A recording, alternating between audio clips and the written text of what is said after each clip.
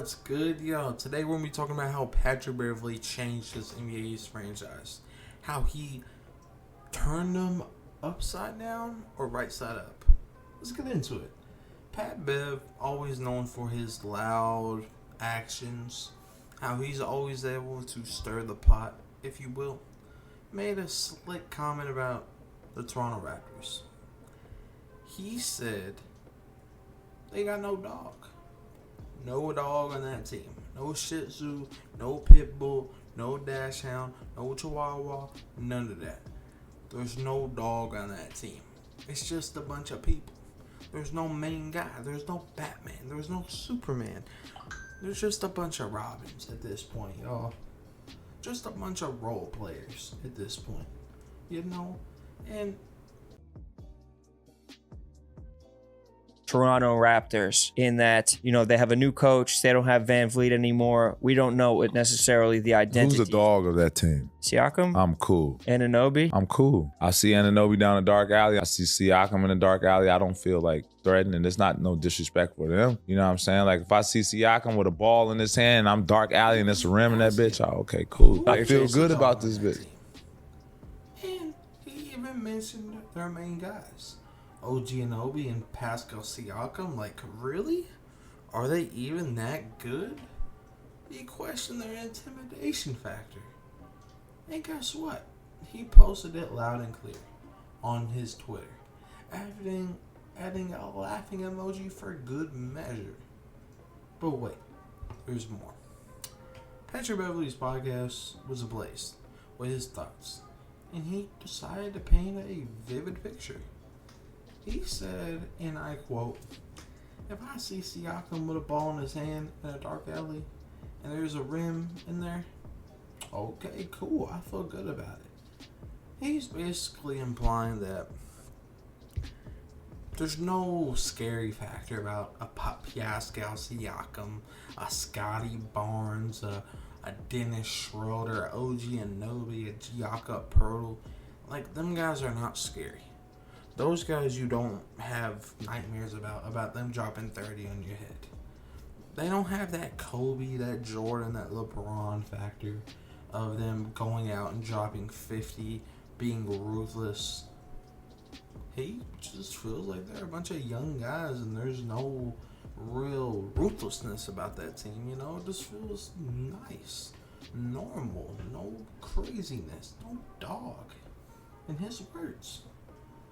But listen, these comments, they straight up didn't fly under the radar.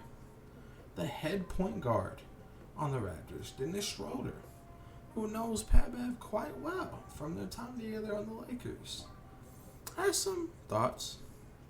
He acknowledged Patrick Beverley's tendency to stir the pot. He said, he called him Pat Bev being Pat Bev. But he didn't shy away from the topic. He said, and I quote, "End of the day, it motivates us if people underestimate us." He would rather be the underdog. He finds motivation in being the underdog that people don't realize how good they really could be. Now, at the time of this recording, they are currently 9-10. Currently 0-2 the 76ers, and they have 2 more matches to go in the regular season. Now, let's talk about them using criticism as fuel, right? Currently, one of their best players that Pepe didn't even decide to acknowledge, Scotty Barnes, was on quite a run. He was averaging between 20 to 25 points a game, 6 to 8 rebounds. He was on a good run, like a crazy run, especially in fantasy if you play that. But we're not here to talk about Scotty Barnes. We're here to talk about Patrick Beverley. Now let's just talk game stats. Pat Bev has a loud mouth. Let's see if he can back it up on the court. Now, despite Pat Bev, having a lot of chatter, a lot of yapping, he puts up modest numbers. But hey, his impact on the floor was undeniable. In both recent victories to the Raptors, he was a plus 10, making his presence felt even if the stat sheet doesn't scream it. Now the rivalry is heating up, folks. And guess what?